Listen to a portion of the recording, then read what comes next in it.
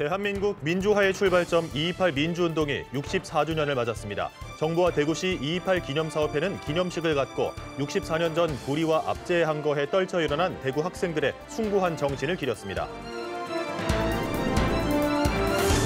지역에도 일제에 항거한 독립투사들의 흔적이 많이 남아 있습니다. 3.1절을 맞아 독립운동의 역사적인 현장을 찾아가 봤습니다.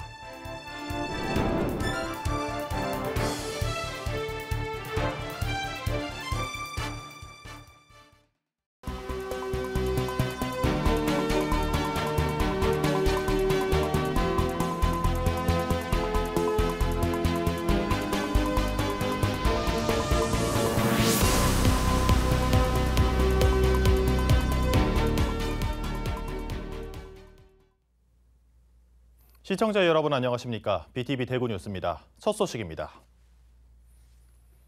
대한민국 민주화의 출발점 2.28 민주운동이 64주년을 맞았습니다.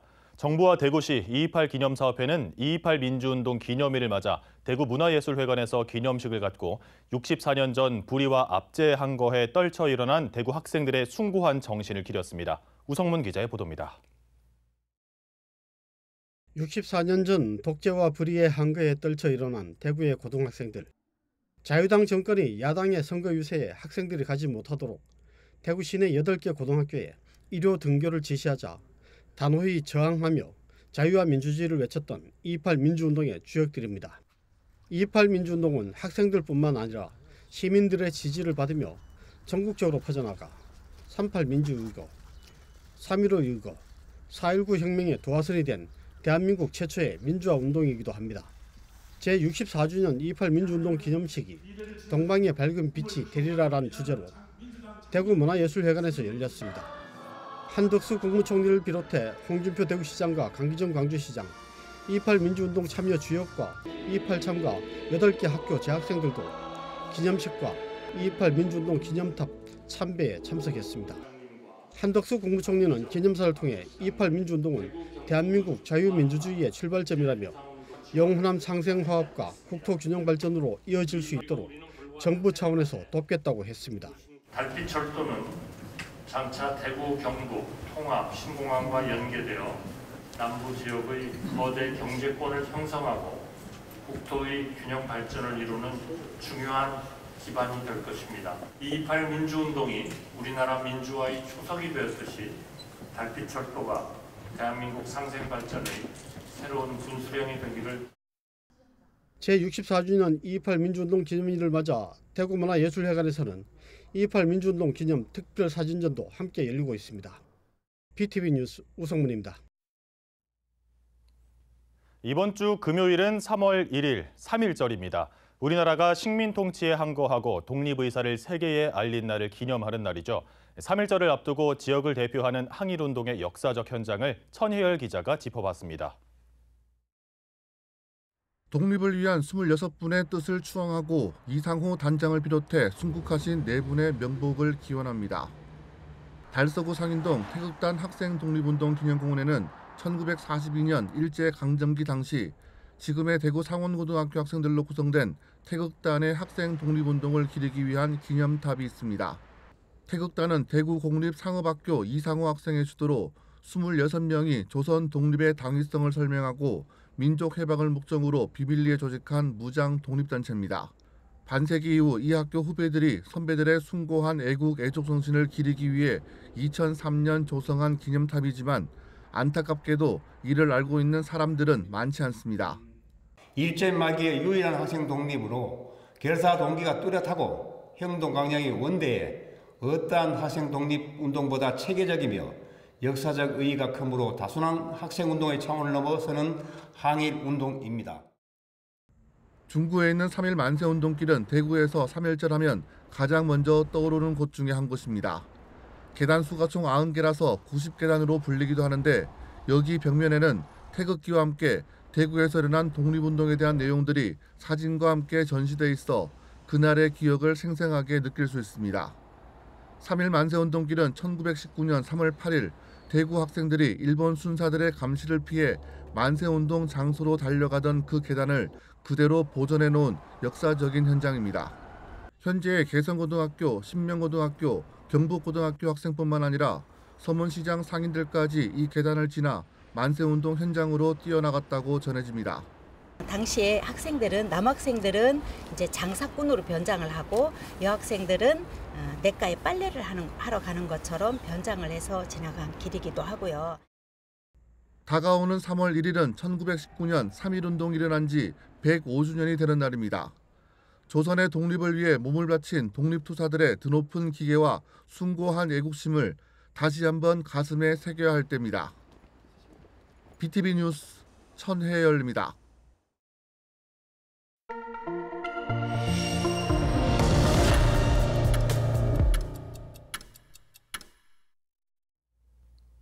국민의힘 공천관리위원회가 전국 25개 선거구를 대상으로 한 2차 경선 결과를 발표했습니다.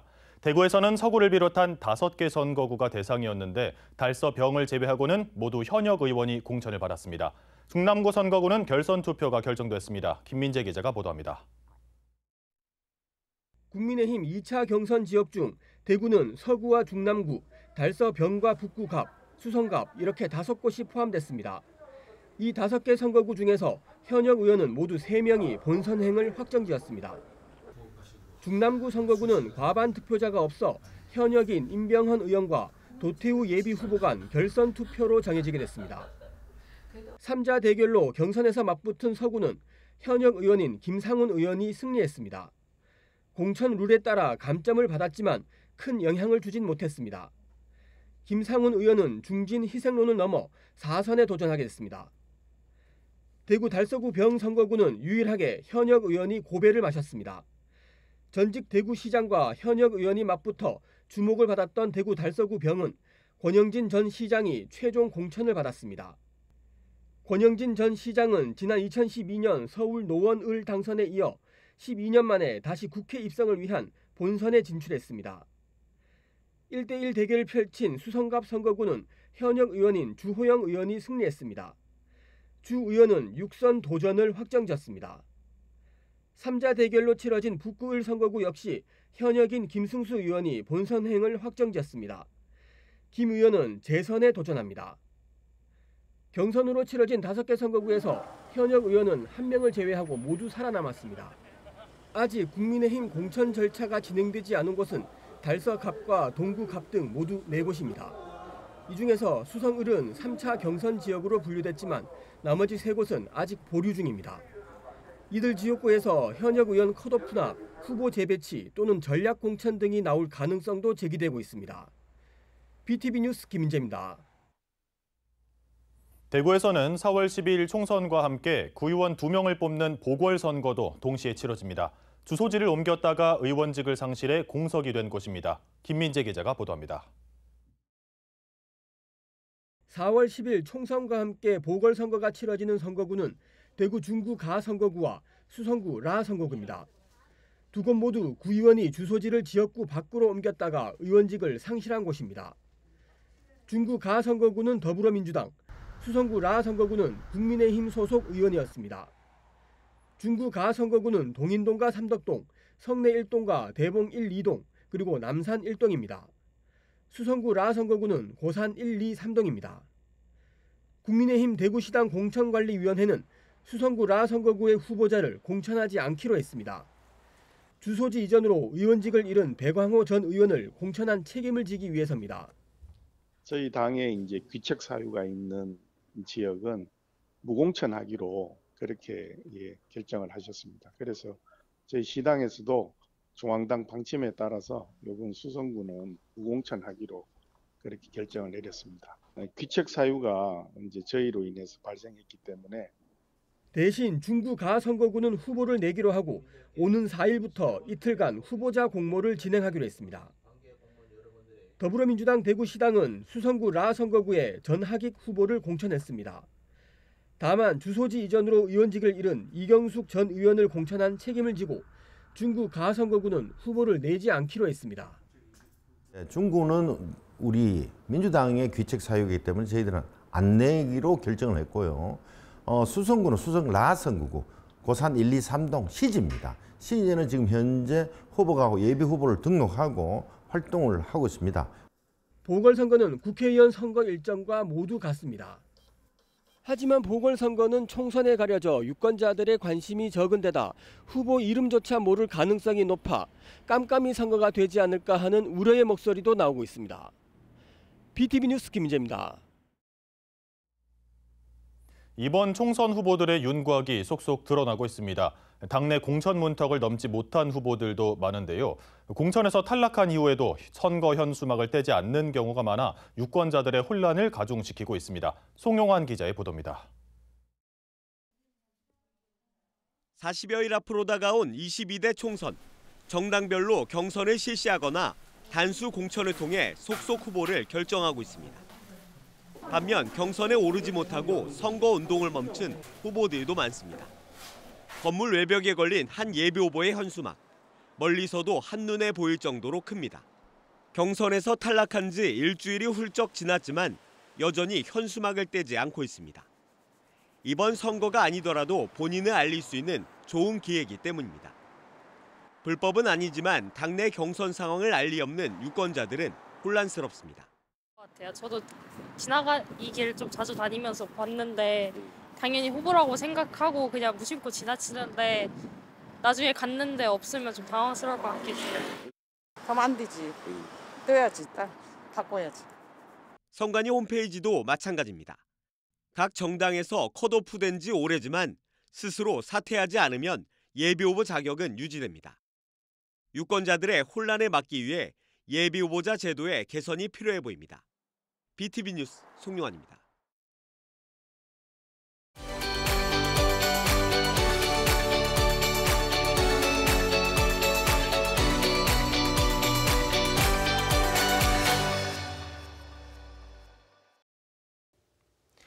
총선을 앞두고 SNS와 인터넷 등에서 인공지능 기술을 악용한 조작 영상, 이른바 딥페이크가 유권자들의 혼란을 유발하고 있습니다. 딥페이크는 딥러닝과 가짜의 합성어인데요. 사진이나 영상은 물론 목소리까지 실제와 흡사하게 조작해 만드는 기술입니다. 지난 대선 당시 AI 윤석열 후보와 AI 이재명 후보가 선거운동에 나섰던 것 기억하실 겁니다. AI 아바타는 유권자들이 남긴 질문에 직접 답까지 하며 큰 인기를 끌었는데요. 다양한 표정이 담긴 15초 정도의 영상만 있으면 애플리케이션으로 손쉽게 딥페이크 영상을 만들 수 있고 그 기술도 점점 정교해지고 있습니다. 지난 대선까지는 이 같은 선거운동이 가능했지만 이번 총선부터는 전면 금지됩니다. 국회는 지난해 12월 선거일 90일 전부터 딥페이크를 활용한 선거운동을 원천 금지하는 공직선거법 개정안을 의결했습니다. 딥페이크 콘텐츠가 선거에 악용될 것을 우려해 금지법이 만들어진 것이죠. 중앙선거관리위원회는 딥페이크 선거운동에 대한 대대적인 단속을 벌이고 있습니다. 지난 1월 29일부터 시작했는데 벌써 129건이나 적발됐습니다. 개정된 공직선거법을 위반할 경우 7년 이하의 징역형이나 최대 5천만 원 이하의 벌금형에 처해집니다. 문제는 AI가 순식간에 만들어낸 딥페이크 콘텐츠가 선거가 임박하면 SNS를 통해 더 빠르게 확산할 수 있다는 건데요. 이런 딥페이크 영상에 현혹되지 않으려면 유권자의 중심 잡힌 판단이 무엇보다 중요합니다. 확인되지 않은 정보가 넘쳐나는 유튜브나 SNS에 의존하기보다는 선관위 홈페이지나 공보물 또 공적인 뉴스 채널에서 나온 정보를 보고 듣고 판단하는 것도 필요합니다. 딥페이크 선거운동 콘텐츠를 접하면 관할 선관위를 통해 신고와 제보를 할 수 있고요. 또 중앙선관위 홈페이지를 통해서도 위반 행위 신고가 가능합니다. 급속도로 확장하는 AI 신기술이 우리 삶에 빠르게 스며들고 있는 요즘입니다. 딥페이크로 인한 가짜 정보가 민주주의를 위협할 수 있다는 우려가 나오고 있는 만큼 유권자들의 중심 잡힌 판단이 그 어느 때보다 중요해지고 있습니다. 슬기로운 유권자 생활 박희궁입니다. 네, 저출산 시대의 학생의 맞춤형 교육을 위해서 AI 디지털 교과서 또 방과 후까지 하는 늘봄교실 등 다양한 정책들이 끊임없이 시행이 되고 있는데요. 이를 위해서 충분한 인력 지원과 예산 지원이 함께 되었으면 좋겠습니다. 이런 어떤 사회에서 직접적으로 그 문제를 인식하고 직접 참여하고 소통하고 얘기를 해보는 그런 공론화의 장을 많이 마련해 주셨으면은 다양하게 이제 소통하면서 함께 성장할 수 있을 것 같습니다. 무엇보다도 아이들의 행복을 중심에 두고 아이들의 목소리에 귀를 기울이는 그런 정책을 펼쳐야 된다고 생각합니다. 다음 소식입니다. 경북 북부 산간 지역에 지난주 폭설이 내리면서 주민들이 고립되는 등 피해가 잇따랐습니다. 이와 함께 멸종위기 야생동물 1급이자 천연기념물인 사냥도 먹이를 찾지 못하고 산에서 내려와 탈진하는 사례가 생기고 있습니다. 민간단체에서 먹이 주기에 나서고 있지만 한계가 있습니다. HCN 공희철 기자가 보도합니다. 폭설의 먹이를 찾아 산을 내려온 사냥 한 마리. 제대로 먹지 못해 사람이 뒤를 따라와도 쉽사리 도망가지 못할 정도로 탈진한 상태입니다. 이 사냥은 다행히 구조됐지만 결국 이송 후 이틀 만에 폐사했습니다. 최근 울진 산간지대의 연이은 폭설로 먹잇감을 잃은 사냥이 위기에 처했는데 올해 숨진 채 발견된 개체수만 4마리입니다. 마음이 아프죠. 또 우리의 자연인데 그 천연기념물이다 보니까 우리 후손들한테도 물려줘야 될 것도 있고 우리의 책임이라고 생각하고 이런 사정을 감안해 매년 12월부터 3월까지 사냥보호단체에서 먹이주기 활동에 나서고 있습니다. 특히 폭설이 내리기라도 하면 한 포대에 5kg에 육박하는 먹이를 짊어지고 산을 오르는데 총 4개 구간을 찾습니다. 함께 동행한 울진군 북면의 거리만 왕복 7km에 달했습니다. 사냥보호협회 회원들은 이렇게 눈이 쌓인 구규림을 일주일에 한 차례 사냥 먹이를 짊어지고 산길을 오릅니다. 푹푹 파이는 눈길과 가파른 계곡을 지나 먹이 급여대에 도착합니다. 먹이를 내려놓고 사냥의 개체수 확인과 먹이 활동을 모니터링하기 위해 CCTV를 열어봅니다.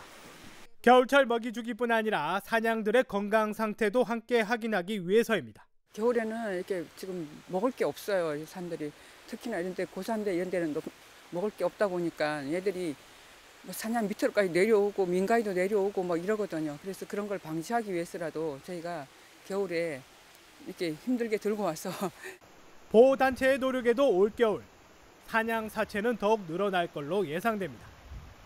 구조를 하더라도 지역 내 관련 병원이 부재하다는 점과 체계적인 개체수 관리가 전무하다는 게 주된 이유입니다. 저희는 민간단체라서 한계가 있어요. 저희가 병원도 없고 전문가도 아니고 그러니까 관리 부서가 있긴 하지만 거기도 그 한계가 있거든요. 그래서 앞으로 여기에 산양 치료 관리센터 이런 것들이 그 관리 기관이 들어와서 제대로 잘 관리가 됐으면 합니다.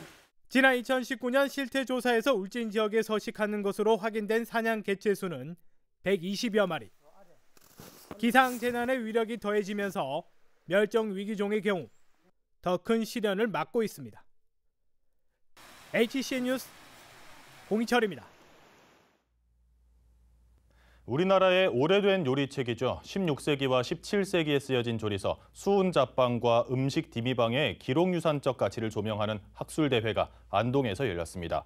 한국국학진흥원은 이번 학술대회 발표문을 영문 번역서로 출간해 고조리서의 역사문화적 가치를 세계에 알릴 계획입니다.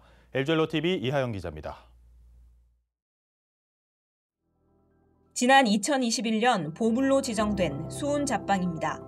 안동 광산김씨 예안파 설월당 종가에 가보로 내려오던 전통 조리서로 1552년에 탁청정 김유가 상편을, 그의 손자 계암 김영이 하편을 저술했습니다. 각종 술의 제조법과 김치 담그는 법, 다과와 탕류의 조리법 등이 실려 있습니다. 1670년경 당대 여중군자로 불릴 정도로 덕망이 높았던 안동 장씨 정부인 장계향이 남긴 음식 디미방입니다. 최초의 한글 음식 조리서로 각종 요리의 조리법과 술 만드는 법, 저장법과 발효법에 이르기까지 식품 과학 지식이 총망라된 조리 전서입니다. 수은잡방은 상편과 하편으로 이루어져 있는데 합해서 121가지의 술 또는 음식이 수록이 돼 있고 음식 디미방에는 음식과 술이 146가지 수록되어 있습니다.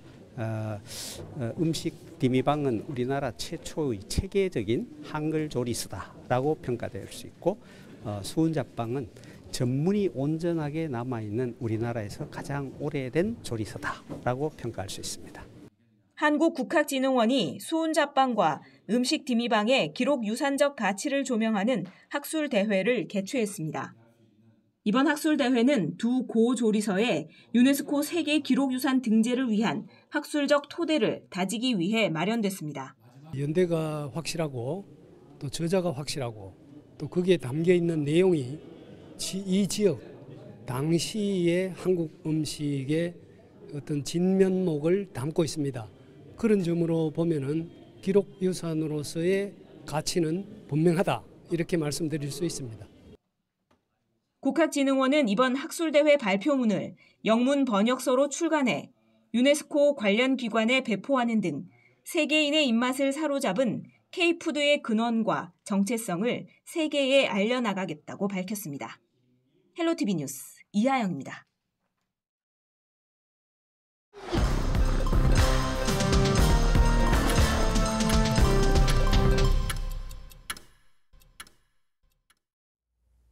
더불어민주당 대구시당이 이준석 개혁신당 대표에게 대구 출마를 권유했습니다. 민주당 대구시당은 논평을 통해 대구를 자신의 영지로 여기는 사람들은 선거 때만 잠시 얼굴을 비출 뿐이라며 그런 대구의 보수 세력을 두렵게 만드는 건 유력한 경쟁자의 등장이라고 지적했습니다. 그러면서 지난 21대 총선에서 수성갑에 출마한 보수 후보의 득표율은 60%, 민주진보 계열은 40%를 얻었다며 중도 보수 세력이 도전한다면 판이 바뀔 가능성이 무척 크다고 강조했습니다. 달서구갑 국민의힘 홍석준 예비후보가 장기공원 개발 공약을 발표했습니다. 홍 예비후보는 반세기 이상 변화의 기회를 박탈당한 장기공원을 지역 주민의 품으로 돌려주겠다고 밝혔습니다. 이에 따라 장기공원 서편에 들어설 예정인 종합스포츠센터가 내년 말까지 완공될 수 있도록 적극 지원하고 달서아트센터와 장기동 편백나무숲을 연결하는 둘레길 추진을 약속했습니다. 또 장기공원 배수지 공사와 연계해 전망데크와 산책로를 조성하고 게이트볼장 등 체육시설을 확충하겠다고 약속했습니다.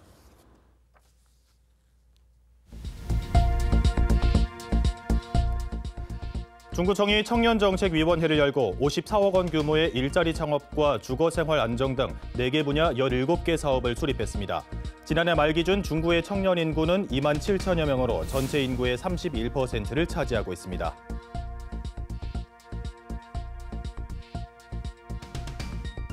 서구 어린이도서관 옥상에 우주의 모습을 사실적으로 체험할 수 있는 천체투영관이 만들어졌습니다. 천체투영관은 다음 달 5일부터 관람 가능합니다.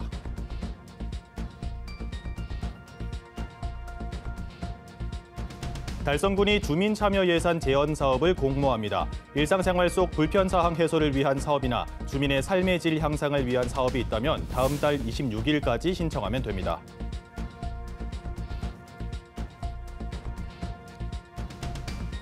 달서구가 진천동에 있는 거대 원시인조 형물의 명칭을 이만홍으로 결정했습니다. 공모를 통해 선정된 이만홍은 앞으로 달서구 홍보대사로 활동할 계획입니다. 이상으로 뉴스를 마칩니다. 시청해주신 여러분 감사합니다.